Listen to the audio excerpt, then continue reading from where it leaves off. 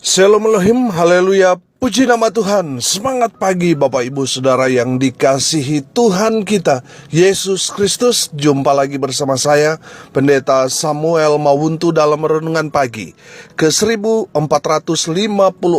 hari Renungan Pagi ini mengudara. Puji Tuhan. Bapak Ibu Saudara yang dikasihi Tuhan, sebelum kita mengawali segala aktivitas kita di pagi hari ini, marilah kita mengawalinya bersama Tuhan dengan mendengarkan firman Tuhan. Sebelum kita membaca, mendengarkan, dan merenungkan firman Tuhan hari ini, mari kita minta pimpinan Roh Kudus. Kita berdoa. Bapa di surga, berbicaralah kepada kami semua. Pakai firman Tuhan ini untuk menegur kami, menasihati kami, menguatkan kami, meneguhkan iman percaya kami, dan menuntun kami supaya kami terus berjalan di jalan Tuhan yang benar. Dan pakai firman Tuhan ini untuk memberkati kami semua. Di dalam nama Tuhan Yesus yang adalah firman Allah yang hidup, kami berdoa. Amin. Haleluya. Mari buka Alkitab kita dalam kitab Yakobus pasal 4 ayat 11 dan ayat 12. Demikian firman Tuhan. Saudara-saudaraku, janganlah kamu saling memfitnah. Barang siapa memfitnah saudaranya atau menghakiminya, ia mencela hukum dan menghakiminya. Dan jika engkau menghakimi hukum, maka engkau bukanlah penurut hukum, tetapi hakimnya. Hanya ada satu pembuat hukum dan hakim, yaitu Dia yang berkuasa menyelamatkan dan membinasakan. Tetapi siapakah engkau, sehingga engkau mau menghakimi sesamamu manusia? Amin. Bapak Ibu Saudara yang dikasihi Tuhan, hari ini kita akan belajar. Yang pertama, jangan kamu saling memfitnah. Pesan firman Tuhan yang pertama buat kita semua, jangan saling fitnah. Amin. Menurut arti kamus, fitnah berarti perkataan bohong atau tanpa berdasarkan kebenaran yang disebarkan dengan maksud menjelekkan orang, seperti menodai nama baiknya atau merugikan kehormatan orang. Itu artinya fitnah. Ada yang mengatakan fitnah itu lebih kejam dari membunuh. Ya benar, nanti sebentar saya kasih satu ilustrasi buat saudara. Saudara yang dikasihi Tuhan, firman Tuhan ini dengan jelas melarang saudara dan saya orang percaya mempraktekkan fitnah di dalam kehidupan kita. Perhatikan sekali lagi ayat 11. Saudara-saudaraku, janganlah kamu saling memfitnah. Barang siapa memfitnah saudaranya atau menghakiminya, ia mencela hukum dan menghakiminya. Dan jika engkau menghakimi hukum, maka engkau bukanlah penurut hukum, tetapi hakimnya. Saudara, garis bawahi, janganlah kamu saling memfitnah. Saya menangkap pesan firman Tuhan ini. Orang yang memfitnah dan mereka yang percaya dengan fitnahan itu, mereka akan dihukum. Hukuman orang yang menciptakan fitnah itu tentu lebih besar daripada mereka yang percaya pada fitnahan itu. Lukas 17 ayat 1 dan ayat 2 berkata begini. Yesus berkata kepada murid-muridnya, tidak mungkin tidak akan ada penyesatan, tetapi celakalah orang yang mengadakannya. Adalah lebih baik baginya jika sebuah batu kilangan diikatkan pada lehernya, lalu ia dilemparkan ke dalam laut, daripada menyesatkan salah satu dari orang-orang yang lemah ini. Amin. Bapak Ibu Saudara yang diberkati Tuhan, orang yang memfitnah itu sama dengan penyesat, yang menyesatkan orang. Firman Tuhan ini katakan, celakalah orang yang mengadakan fitnah yang menyesatkan itu. Saudara yang dikasihi Tuhan, saya mau ceritakan satu ilustrasi buat kita semua tentang fitnah. Pada suatu kali, ada seorang pendeta tua yang ditugaskan menjadi gembala di satu desa. Karena pendeta tua itu begitu keras menegur dosa jemaat, membuat beberapa jemaat di desa itu tersinggung dan marah karena khotbah-khotbah pendeta itu sangat-sangat keras menyinggung tentang dosa. Itulah yang menyebabkan ada beberapa orang jemaat yang merencanakan untuk mengusir pendeta dari kampung mereka dengan cara fitnah. Mereka memfitnah pendeta itu dengan fitnahan yang keji. Fitnahan mereka rupanya manjur, sehingga satu persatu jemaat berhasil dipengaruhi dan mendadak gereja menjadi sepi. Beberapa bulan kemudian, beberapa jemaat yang menyebar fitnah itu mendadak jatuh sakit. Dan mereka dihantui rasa bersalah karena telah memfitnah pendeta tua itu. Karena rasa bersalah itu, mereka akhirnya memberanikan diri datang ke rumah pendeta. Mereka datang langsung bersujud. Mereka datang meminta maaf atas fitnahan yang mereka sebarkan di tengah-tengah jemaat. Pendeta tua itu tersenyum dan berjanji akan mengampuni kesalahan mereka, asalkan mereka melakukan 2 syarat. Syarat yang pertama, mereka harus naik ke menara gereja, membawa bantal bulu angsa milik pendeta tua itu. Dan setelah di atas menara, mereka harus menyebarkan bulu angsa itu ke semua penjuru mata angin. Setelah itu barulah mereka kembali ke rumah pendeta tua itu untuk mengetahui syarat yang kedua. Syarat yang kedua, mereka harus mengumpulkan kembali bulu angsa yang tadi mereka sebarkan di atas menara itu. Tentunya, untuk mengumpulkan bulu angsa tadi itu menjadi pekerjaan yang sangat sulit buat mereka. Mereka tidak sanggup melakukan itu, karena mereka tidak tahu sudah kemana perginya bulu-bulu angsa itu. Pendeta tua itu kemudian berkata, "Lihat, waktu kalian menebar bulu angsa di atas menara gereja itu, sangat mudah bukan?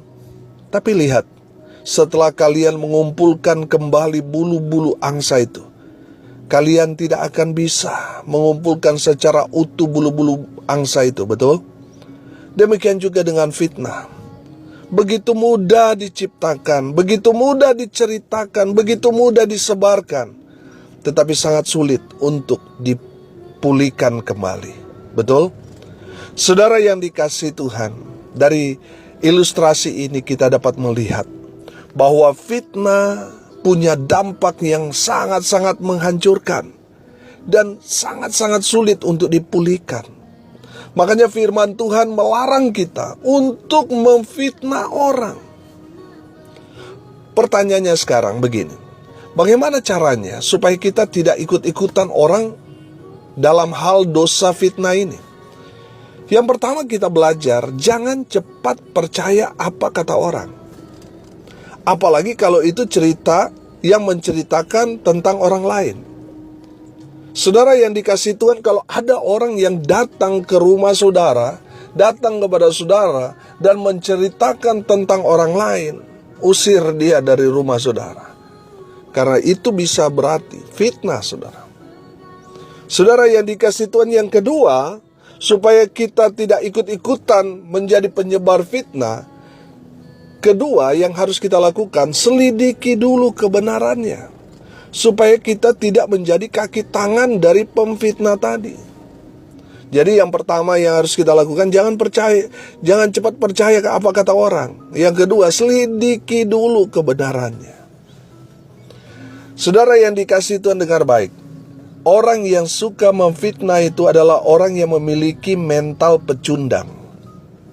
Karena orang yang kalah biasanya memakai fitnah menjadi alatnya untuk menjatuhkan lawannya.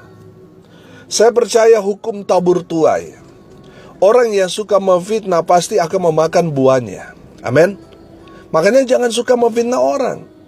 Jangan juga menjadi agen orang yang suka sebarkan fitnah atau yang lebih kita kenal sekarang hoax. Saudara, sama-sama berdosanya. Saudara yang menciptakan dan menyebar hoax sama-sama berdosa. Tapi lebih besar dosanya orang yang menciptakan fitnahan itu.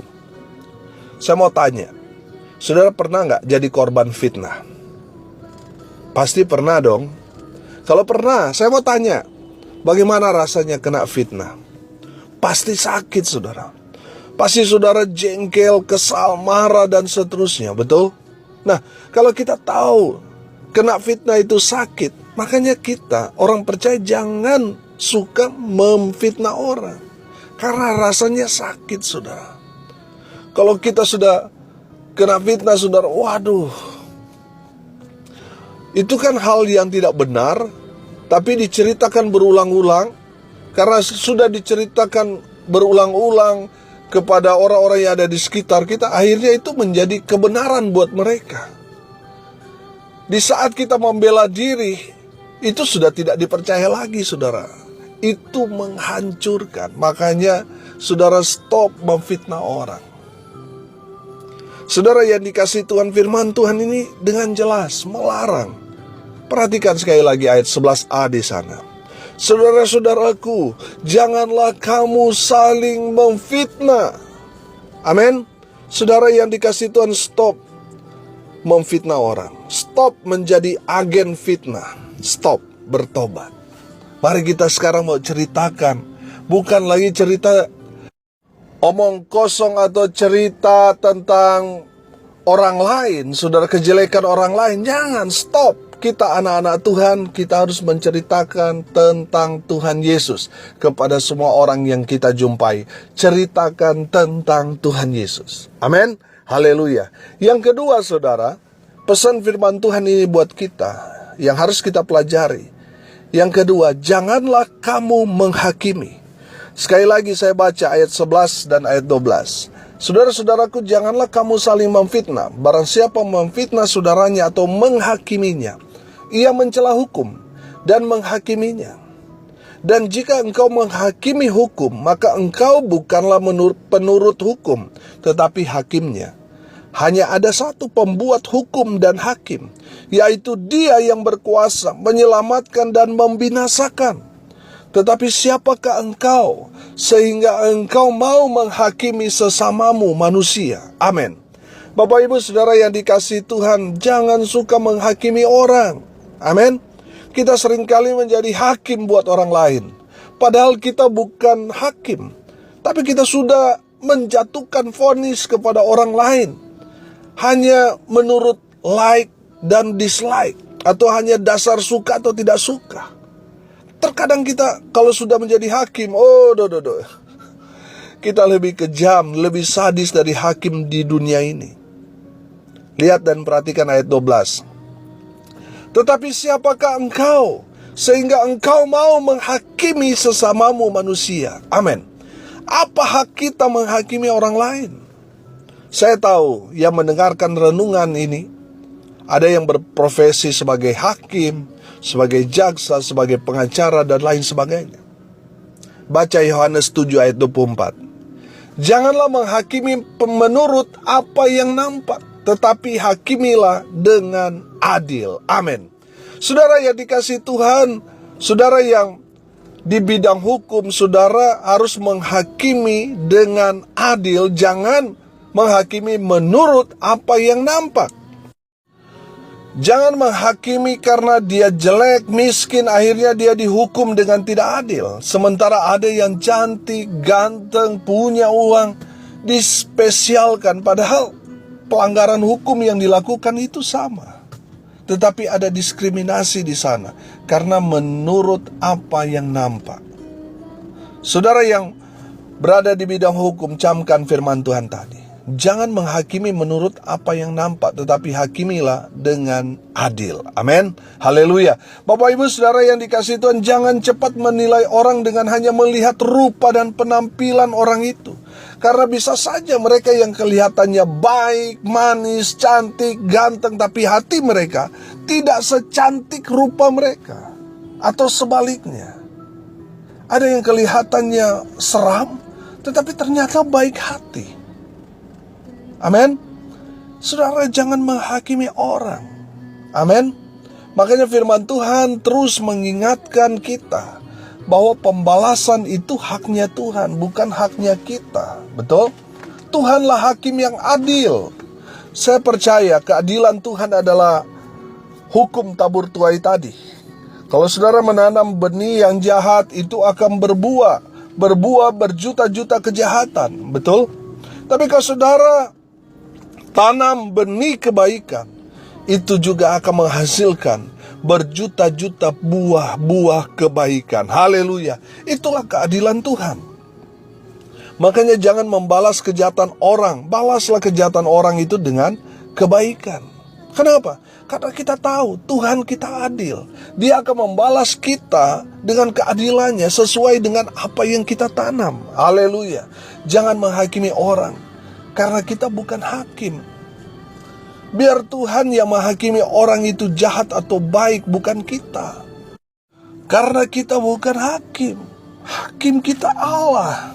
Dia yang akan menghakimi orang yang jahat, orang yang baik diberkatinya. Amin. Haleluya. Saudara yang dikasihi Tuhan, hari ini kita belajar dua hal. Yang pertama, jangan kamu saling memfitnah. Jangan menciptakan fitnah, dan jangan juga menyebarkan fitnah. Kita belajar fitnah itu diawali dari gosip, saudara. Stop bergosip. Ibu-ibu, stop gosip. Lebih baik yang ceritakan tentang Yesus. Ceritakan tentang kebaikan Tuhan Yesus kepada semua orang yang kita jumpai. Dengan begitu, saudara, kita akan mendapat upah dari Tuhan. Kita akan diberkati oleh Tuhan, karena kita menjadi saksi Tuhan yang baik. Jangan menceritakan tentang kejelekan, keburukan orang lain yang belum tentu benar. Stop fitnah. Amin. Stop jadi agen fitnah. Stop. Mulai sekarang, saudara, jangan cepat percaya kepada apa kata orang. Selidiki dulu kebenarannya. Itu untuk mencegah kita menjadi agen fitnah. Saudara, yang kedua kita belajar, stop menghakimi orang. Orang yang dulunya jahat belum tentu sekarang dia masih jahat. Bisa saja dia sudah bertobat. Tetapi sudah kadung kita menghakimi dia. Kamu sama aja dulu, sekarang sama aja. Saudara, stop menghakimi. Saudara yang dikasihi Tuhan, Tuhan melarang kita. Makanya firman Tuhan dikatakan, saudara-saudaraku, janganlah kamu menghakimi sesamamu. Saudara yang dikasihi Tuhan, hak untuk balas-membalas itu bagian Tuhan, bukan bagian kita. Jangan menghakimi, apalagi menghakimi sendiri. Saudara main pukul, main hajar, manggil massa untuk mengeroyok dan sebagainya. Jangan, itu bukan perintah Tuhan. Perintah Tuhan jelas, jangan menghakimi sesamamu. Itu bagian Tuhan. Kalau saudara berprofesi sebagai hakim, ya itu memang bagian tugas saudara. Tapi ingat, lakukan dengan adil. Mari kita berdoa. Terima kasih Bapa di surga atas kebenaran firman Tuhan yang sangat memberkati kami. Berkati semua pendengar, sehingga mereka bukan hanya menjadi pendengar setia, tetapi menjadi pelaku-pelaku firman. Hamba berdoa berkati hidup mereka, masa muda mereka, mereka yang sudah berumah tangga, keluarga mereka diberkati. Usaha pekerjaan mereka diberkati. Anak-anak mereka diberkati. Mereka yang sakit Tuhan sembuhkan. Mereka yang lemah Tuhan kuatkan mereka. Mereka yang berduka Tuhan memberikan penghiburan. Mereka yang hari ini berulang tahun, Tuhan Yesus memberkati mereka. Hamba berdoa berkati bangsa dan negara kami, Indonesia. Pemerintah yang ada di dalamnya Tuhan berkati. Tuhan memulihkan keadaan bangsa kami. Tuhan memberkati dalam nama Tuhan Yesus. Hamba berdoa menyerahkan ya Tuhan pelayanan yang Tuhan percayakan kepada hamba. Baik dalam pelayanan, pengembalaan di tengah jemaat, di tengah keluarga, pelayanan bersama dengan Infinity Ministry, Tuhan Yesus berkati. Hamba berdoa di dalam nama Tuhan Yesus, berkat Tuhan terus mengalir atas pelayanan bersama dengan Infinity Ministry. Media sosial yang kami gunakan, Tuhan berkati, sehingga semakin memenangkan banyak orang bagi Kristus. Hamba berdoa Tuhan berkati seluruh anggota tim doa Petra Nasional, dimanapun berada, Tuhan Yesus berkati. Di dalam nama Tuhan Yesus, kami juga menyerahkan untuk pelayanan kami ibadah ucapan syukur hari ke-1500 pada tanggal 30 Juli nanti ke dalam tangan Tuhan yang penuh kasih. Biar Tuhan yang beracara sehingga kami dikuatkan imannya, kami boleh melihat kuasa Tuhan bekerja, dan Tuhan memberkati semua pendengar yang menabur untuk mendukung mensupport pelayanan ini. Tuhan balas berlipat-lipat kali ganda. Hamba berdoa biarlah berkat Tuhan turun memenuhi setiap pribadi. Bapak Ibu Saudara yang dikasihi Tuhan, arahkanlah hatimu dan terimalah berkat dari Tuhan Yesus. Tuhan memberkati engkau dan melindungi engkau. Tuhan menyinari engkau dengan wajah-Nya dan memberi engkau kasih karunia.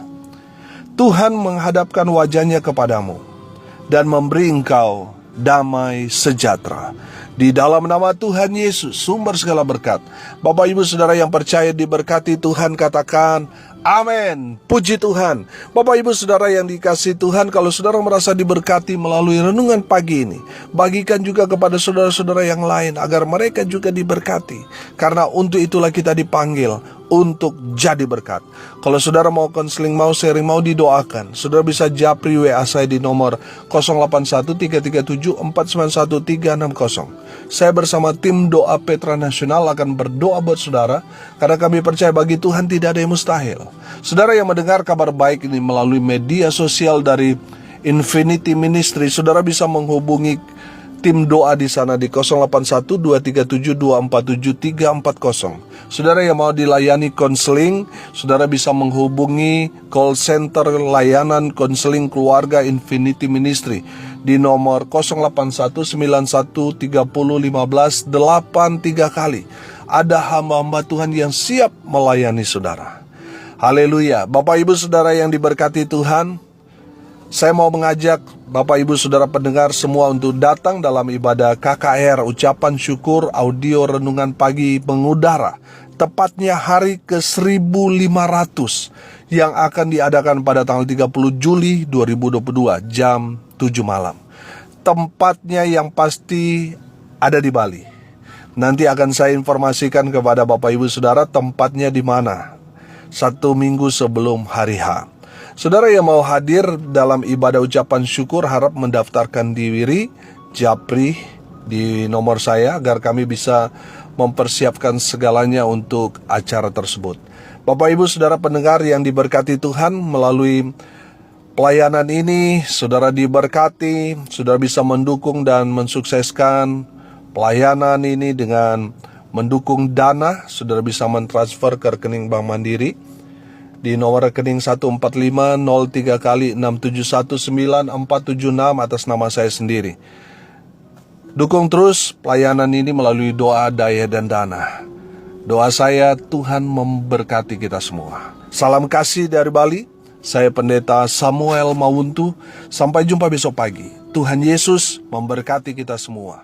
Haleluya.